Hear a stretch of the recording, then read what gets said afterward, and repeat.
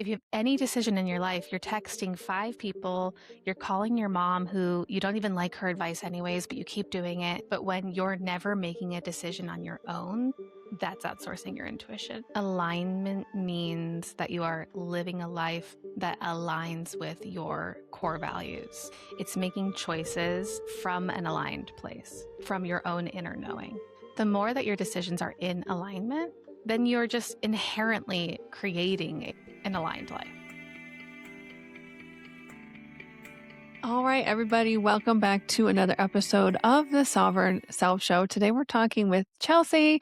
We're really going to dive into how your intuition is leading the way and how to stop outsourcing and really tune into that internal guiding light that's always with us. More about Chelsea. She is a holistic life coach and the creator behind Cozy with Chelsea, a platform focused on wellness, mindset, and intentional living. Chelsea's path into coaching came from her own experience of navigating high pressure environments, chronic stress, burnout, and the realization that external success does not always equal inner fulfillment. You know, we're all about that here. Through her personal journey into holistic wellness, emotional healing, and self discovery, she became passionate about helping women reconnect to themselves and create lives that feel healthier, more aligned, and more meaningful. Amen, sister. Thank you so much for coming on with us today. Of course. Thank you for having me. Oh my goodness. Well, I know I was just on your podcast too. So if you guys are fans of this show, you'll definitely like Cozy with Chelsea. It's got a little bit of everything.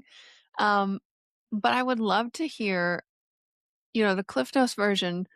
We've all had that journey, right? That led us to wanting to help other people, wanting to give back, and we're still on it. Like, hey, it's never an end. There's always an ever going hero's journey here. But was it like one thing, or was it really this trickling of events that kind of led you to shift to start to do this work? We would love to hear what really was that turning point that got you to be like, I need to do something different. And how can I give back and share this with other people? Mhm. It's so funny because I think for so long, I always wanted to work in this way, but I didn't quite know it, right? Like I always had that feeling. Instead, what I ended up doing was working in high pressure environments for a very, very, very long time and constantly overextending and people pleasing. And ultimately, it got me to a place where it was just, I'm sure that you're familiar and a lot of your listeners are, but that chronic stress actually leads to full blown burnout. And I was burnt out, emotionally, spiritually, and I had a lot of physical, actual illness related indications as well. So I feel like that was a big part of it was once my body was starting to tell me something's not right here. That's what made me really focus on this work for myself. And then once I started doing that, of course, I was inspired to help other women with the same thing. Oh my gosh, I think it's like the age old post feminism almost story, right? I'm a millennial, but I see around our generation, I'm assuming you are too, that we can do all the things. We can work really hard. We can put on our big girl pants and just grind it out 24/7. But we're realizing that comes with a cost. And we're realizing that we're not happy, we're not fulfilled, just like you said. And the big kicker, I think, for a lot of us, it had to get to the physical manifestation, the diagnosis, the body going, girlfriend, Mhm. like, I love you so much. We're going to really shake you up quite a bit so we can look at this differently. And it wasn't because we were doing anything wrong. We were doing the best that we could with what we knew on how to quote unquote be successful. But, sometimes it takes that contrast to really get you to change in life. Like, if everything was hunky dory and great, a lot of us really probably wouldn't look at things differently and do that deep inner work, so to speak. So, what was that? What was that process like for you? Because I know a lot of us, like, when the physical stuff comes up, it's scary. Mhm. It's surprising. It's comes in from left field, so to speak. How did you how did you react and how did you learn to start to work with that, to actually start to listen inside to be like, "Oh, my body's not in the way. She's actually leading the way and helping me to where I am now and where I'm continually going." Mhm. Yeah, and I am a millennial, and I think also the fact that we were raised by mostly Gen X, and a lot of the leadership that was modeled for me in the corporate world, also Gen X, and it's just like, "Go, go, go. How productive can you be? How optimized can you be?" And it just so often leads to burnout, like, we all know that. Well, maybe we don't all know that, but on this podcast, maybe we do. Um but yeah, I actually was having recurring infections for 2 years, and nobody could figure out why it was happening. And I also noticed that I would just get sick a lot, so something wasn't right, and I would go to doctors. I had doctors tell me, You must have a severe autoimmune disorder because of these symptoms that you're experiencing," which, of course, is the best thing to hear from a doctor. I was like, "Okay." So I got tested for all of that. All of it came back negative. So I started to just realize, okay, something's not right here. Something is not right. And eventually connected that with just being chronically stressed. It was just the chronic stress. It was actually really heavily impacting my body. And it's so funny because my mental health had struggled for a while. And that, I'm like, yeah, well, that's my normal. But when my body started to be impacted in that way, it really was like a huge red flag that finally made me realize, this is because I'm so stressed out. And another piece too actually was that because once I removed alcohol and started working on all of this, that's when it all started clearing up. So I also connected that the drinking was kind of my coping mechanism and it was numbing what I actually needed to feel. So all of that is what made me realize, yeah, I have to change this. 100%. I think for me, the alcohol is so interesting. Like, in college, I had my fun, I drank. And in my mid-20s, that was well, the peak, I would say, of a lot of the awakening. And the physical manifestations, I had a lot of weird candida issues, That's what yeast infections, UTIs, anything sacral related or digestive related, your girl had. And I same thing, like anytime if I would just take one sip of alcohol, one, I would like my body would literally react like I Mhm. get random pains. Like it wasn't even to like my stomach yet. And it was, I don't know if it was something energetic, but I see a lot of people too, like just naturally, whether you're using as a coping mechanism or even just like a light drinker, that was a huge shift for me and realizing, maybe it's something bigger, something more energetic with this too, because I'm sure you felt this too. Once you started diving deep into this, you're like, oh my God, I didn't realize how much of a sensitive soul I am Mhm. and my Yeah. body, and like how even something as minuscule as caffeine or coffee can affect me and my mental health too. But yeah, a lot of people now, I mean, it's more trendy now, but I think as a spiritual person, no judgment, if you drink or not. But I do notice this through line to how that kind of affects us. Um, and also how it can kind of be a like your case too was, oh, this was a coping mechanism, and that kind of almost like was like an obvious tipping point to start looking inward and start connecting those dots into that self-trust. Um, yeah, just like a Yep, random through line. absolutely. I think that there's a lot of connections. Well, like you said, for one, it's being a sensitive person, which I always felt like I was a sensitive person, but then I would have 5 lattes a day and 2 martinis at it's like, "What am I doing?" Um, but I think once you start to become aware of it and go, "Okay, I am a sensitive person and I'm burning out and I'm using these substances." And so I think, at least for me, it was all tied in together with the healing process was, okay, I need to remove this substance because it's I don't wanna it wasn't killing me, but it was impacting me very Mhm. negatively, and that's what my recurring infections were. It was yeast, but I was having oral, so I don't know if this is so gross, but I was having oral thrush. Mm.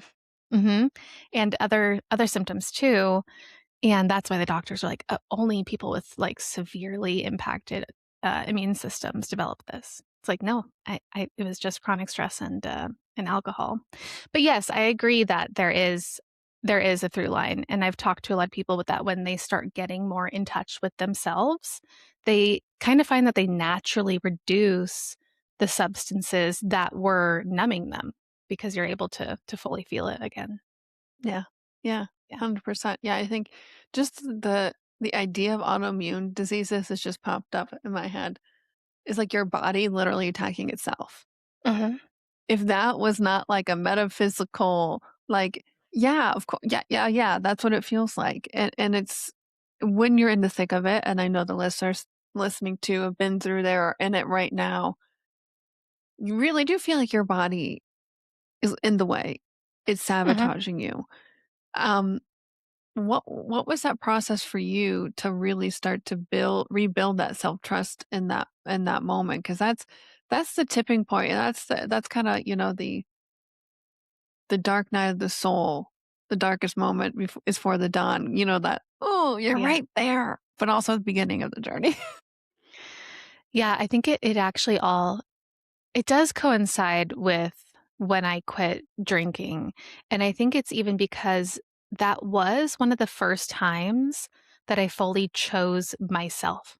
Mm, Because even with something like drinking, I knew that this is a choice I have to make to become a better version of me, a healthier version of me, and this is very common in, like, the sober curious community, but when you start to remove it, you'll actually find that your community and people you love, they don't want you to stop drinking because it's how you relate to each other, and they do it, and they want you to do it with them, and so it was one of the first choices I made where it was like, "I'm doing this for me and for me only, regardless of what other people think." And it was hard. It was hard to do that. There was a lot of grief involved. It was lonely at first, but I kept doing that. I kept choosing myself in other areas too. So, yeah, it was a process. It was lonely, it was hard. There was a lot of crying. Um, but at the same time, the more that I chose myself, the more that muscle grew and the more confident I was and the more that I was able to actually realize who I am and what my wants are and my desires and my needs. amen. I think in those moments, we're so clear on what we don't want. We don't wanna feel this way. For me, that was actually one of the hardest parts at the beginning was actually, "What do I want? Who am I? What do I desire? What do I wanna create?" But I knew what I didn't want. I know I didn't wanna feel this way, and I think that really ties into someone who doesn't feel connected to themselves, they feel disconnected from themselves. So we've been using a lot of keywords like building self-trust. Mhm. How when you feel so disconnected, how would you walk somebody through starting to build that self-trust, starting to build that foundation? Because it looks a lot different from step 0 to, 3 years later of doing this work. Yeah. I think it's all about starting small. And honestly, in the beginning, I didn't even, it had been so long since I'd actually listened to myself that I almost forgot how to do it.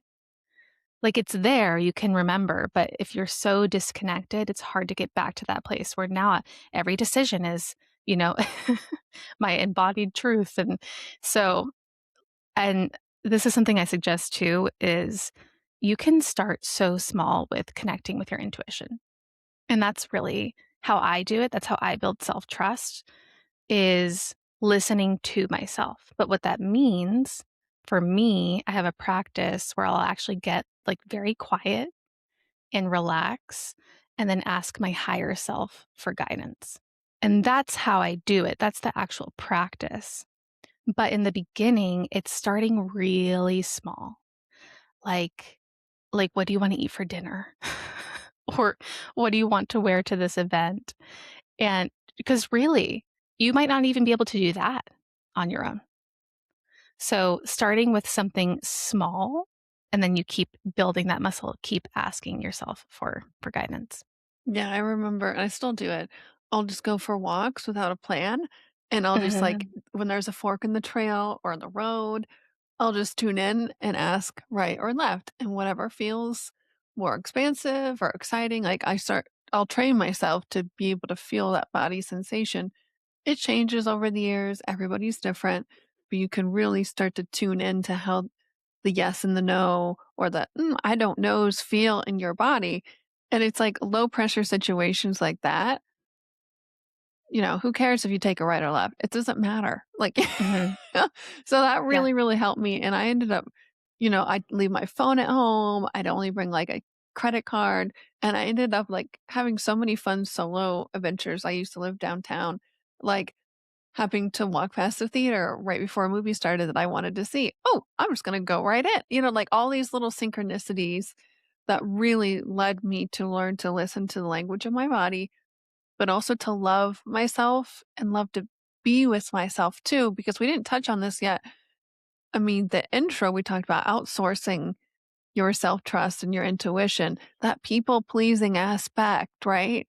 The mhm, codependent energy of like, we're really good at shifting our body, our mind, our energy into fitting a narrative, to fitting in with people, drinking culture, to fitting in with mhm. the corporate world, our family systems. So, what was it like for you, and what have you seen working with your clients of starting to let go of that people pleaser energy? Because that's really part of what's blocking us from really consistently trusting ourselves. Mhm. Yeah, and it's also literally when I something I notice is I'll have clients who like, they actually cannot make a decision without asking other people. Like, if you have any decision in your life, you're texting 5 people, you're calling your mom who you don't even like her advice anyways, but you keep doing it. And it's like that's what that is. That's outsourcing your own intuition, right? It's okay to get feedback from people that you value, but when you're never making a decision on your own, that's outsourcing your intuition. And also just I wanted to say that the expansion versus contraction, that's huge when it because you can say, "Okay, I don't know what my intuition is. I don't know what it feels like." It's like, "Okay, well, does this option feel expansive or does this option feel contraction?" And you can actually feel it in your body. And it goes back to making those small decisions fully on your own. Like, first of all, it's even just being aware of it. Just being aware of what you're doing when something comes up. Are you looking inward or are you asking 5 people and sending a screenshot of a text to everyone that you know and asking their opinion first? So, it's getting very aware of what your patterns are, and then it's making, like, a conscious effort to make those decisions on your own. And again, starting small. Like, it's not gonna be like tomorrow you're gonna be able to make a career change on your own without asking anyone. That's a large shift. But if we can start, getting used to making those smaller decisions on our own, that's gonna build that muscle so that one day you can make a career shift on your own. Yay. Yeah, I'm Yeah. thinking back to my moments of when I was having all those infections, not and not a healthy relationship. I was married at the time, and I knew it. I knew it, Mhm. but I would go to everybody from a therapist to Reiki energy healer, a medium, all of these beautiful people tell me what to do. Tell me what to do, and I'll do it. It was almost as if I was asking permission to put myself first. Mhm. And the truth was the thing that actually led me to gain the confidence, but also to trust myself was focusing on my own alignment, focusing on my own happiness, unrelated to any of the issues. I was actually building my health coaching business at that time. And I was able to raise my vibration enough higher and higher and higher to be able to see other aspects from a different perspective and to be able to trust myself because I knew I had to make that decision myself. Even though I was asking everybody, I knew I was still asking everybody. So, can you walk us through that alignment aspect? Because it's like, yeah, we can talk about all day how to feel into the yes and the no's, but it's really about learning to work with your energy and start to raise that vibration into alignment so you really understand what that feels like. What's alignment kind of role in all of this self-trust and, stopping the outsourcing and beginning to Yeah. tune inward? I think for me, alignment means that you are living a life that aligns with your core values. That's like a very generic way of describing it, but that's what it is. It's like it's making choices from an aligned place, from your own inner knowing. So I really think it is just continuing to practice and make decisions from an aligned place because the more that your decisions the more that your decisions are in alignment, then you're just inherently creating an aligned life. Does that make sense? Mhm. Mhm. Yeah.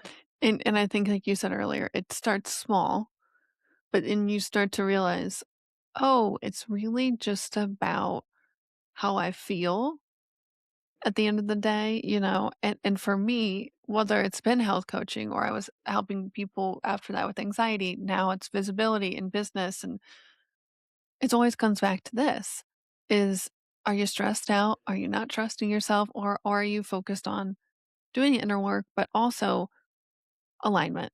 That stream Mhm. of well-being is always flowing to us.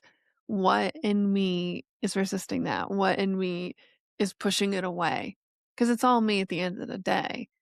Um, Yeah. I guess that's just another way of looking at it. It's like, what am I holding on to? What belief system? What patterns are am I resisting the well-being that's always here? Because the universe, God, the divine loves us so much.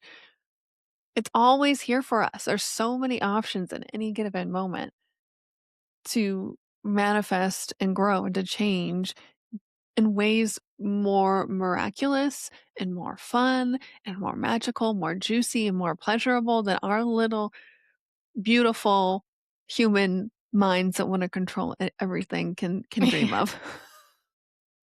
I know it's always funny, and that's something I talk about too, is when you're manifesting something, it doesn't have to be the exact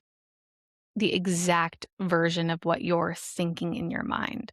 And I think too, like an aligned life, like what does that even mean? Aligned life? Because you could think, oh, the life that I want is this exact job and this exact location with this exact type of partner and this many children. And it's like instead, okay, living in alignment is it really, like I said before, identifying the core values.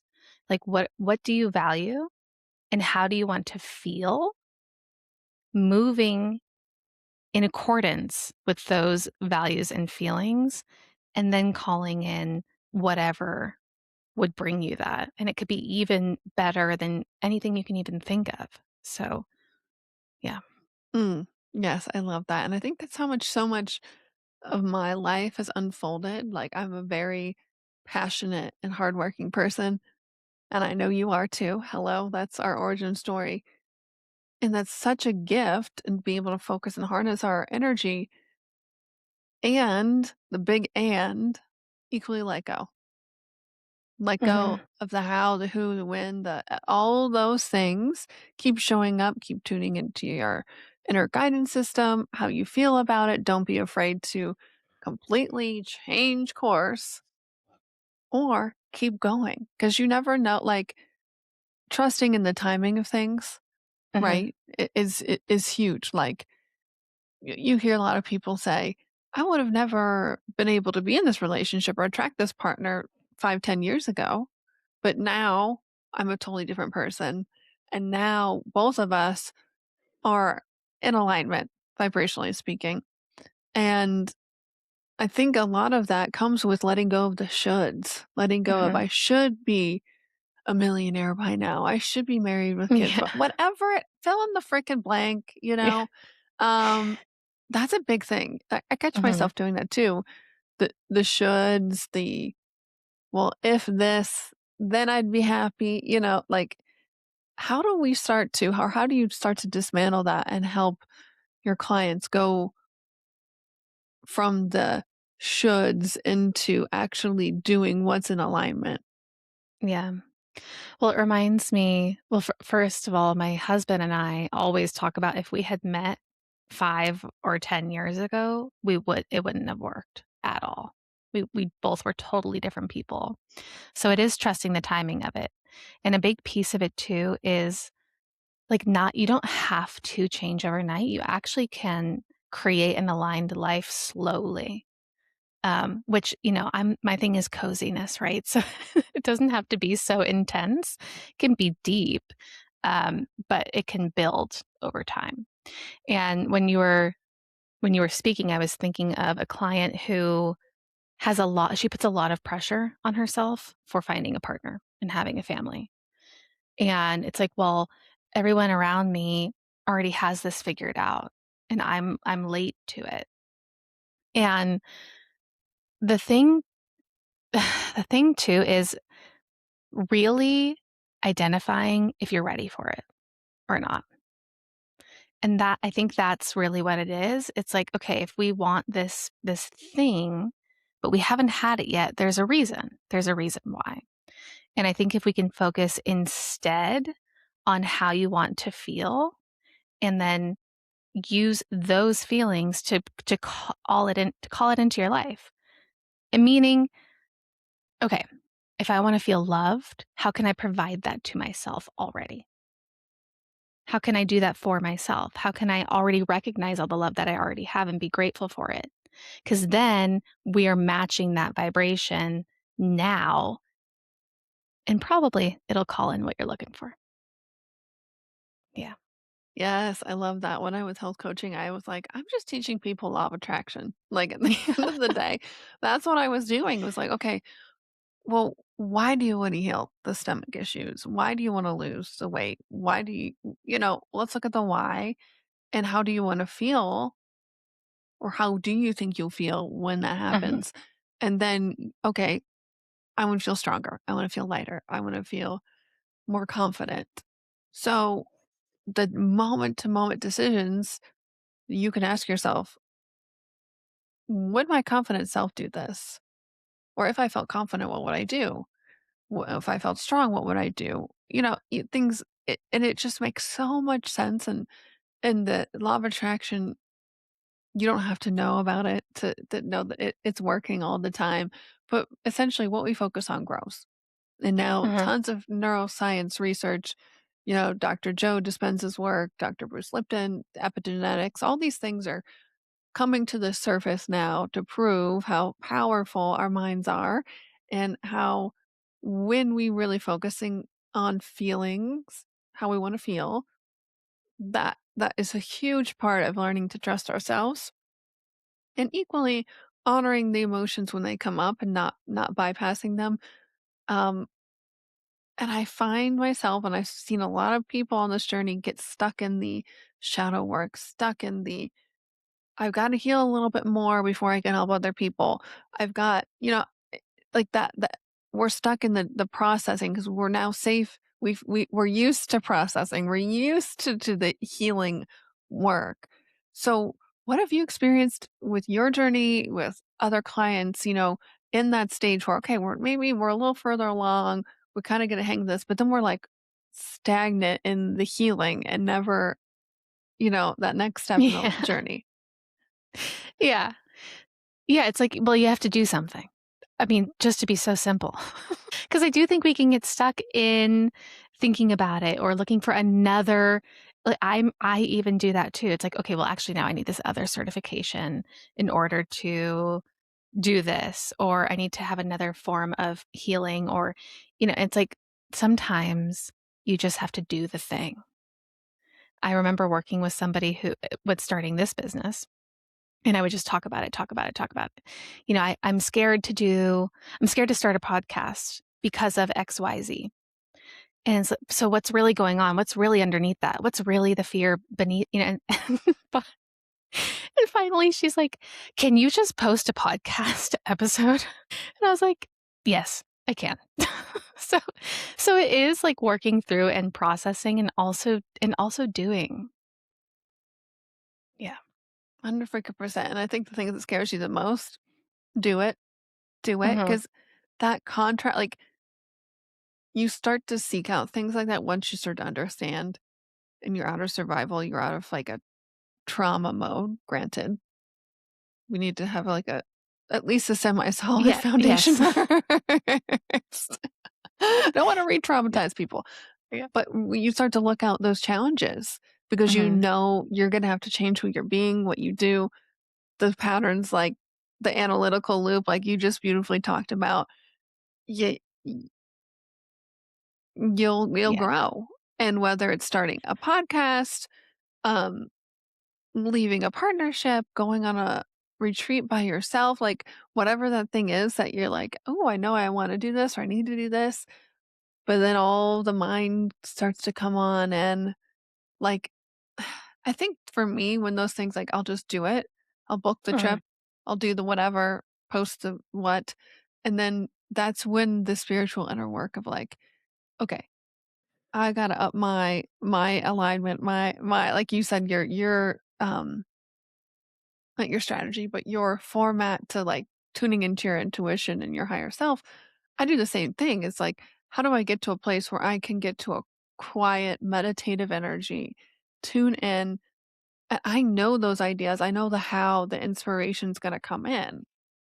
And that fear, the shame, the whatever's coming up in those moments is the raw energy that's there waiting to be Mhm. transmuted and alchemized into that confidence, into that creation, into the abundance.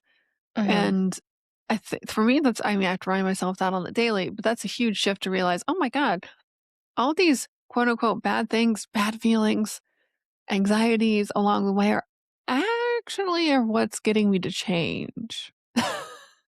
Yeah. Yeah, I mean, they're indicators, Yeah. right? They're indicators that change is needed. So, and yes, maybe don't just do everything. It's worth exploration. It's worth identifying what's going on. But at a certain point, like yes, we do need to listen to our intuition and take that step. And in my example, even if it's just recording a podcast and you don't have to post it, but then you've done something and you go, oh, okay, I can do this.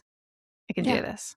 Yeah. Just baby steps. And each day Hmm. taking a baby step towards whatever goal, whatever creation.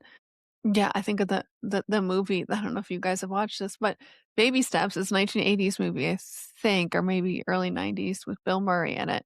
Um, but it's actually about a self-help book. It's hilarious. Okay. It's a comedy. But it's all about those things. It's taking the baby step, taking that next logical step. Law of Hmm. attraction. Again, taking the next logical step. It doesn't have to be big. It can be small, moment to moment. Um, which you start to realize how powerful that momentum can start to be Hmm. just by small Absolutely. things.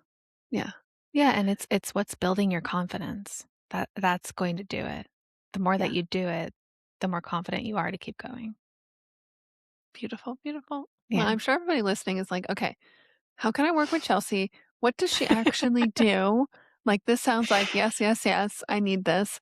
So tell us more about what you do, how you help clients, how they can get a hold of you, all that beautiful stuff. Sure.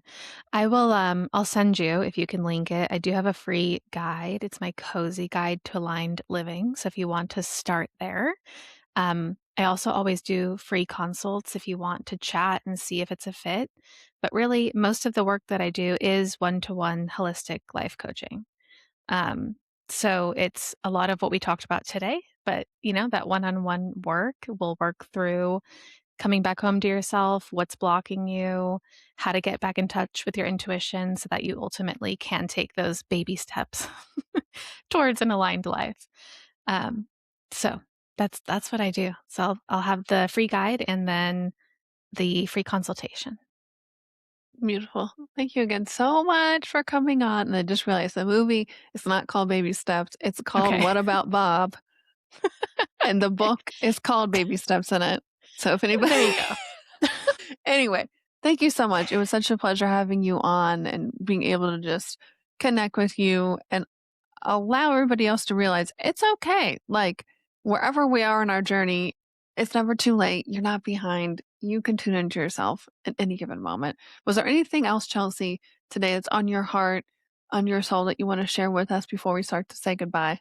I think I would just encourage you, if you're not already, to really build that intuition muscle. And if you can have your own practice, or if sitting with yourself and asking your higher self for guidance is what that is, whatever that looks like. If you want to go into Target, I actually had this advice was is to go into Target and just decide where to, let yourself decide where to go. And I did that and I walked into like this organizational section. It was exactly what I had been looking for. So, whatever that looks like, I would just highly recommend continuing to build that muscle. It'll change your life. Beautiful, beautiful, beautiful. Thank you so much again. If you guys felt inspired or thought of anybody, please share this episode because that was your intuition saying, hey, this person needs to hear what she's putting out there. That's the reason why I started this podcast many, many moons ago. Thank you guys for listening, and until next time.